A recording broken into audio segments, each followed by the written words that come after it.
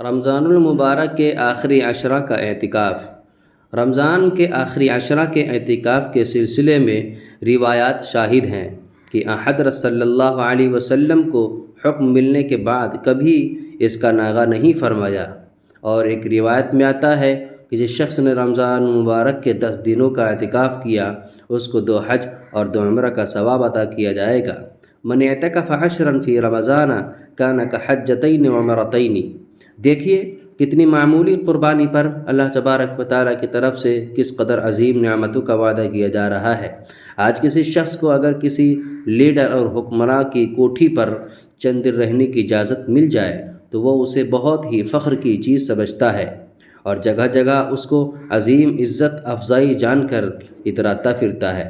تو اگر دنیا کی ان احکام کے دربار کی حاضری اور وہاں قیام موجب عزت ہے تو کیا مالک الملک شہنشاہ عالم کے در پر جا کے پڑے رہنا باعث عزت اور قابل فخر نہیں؟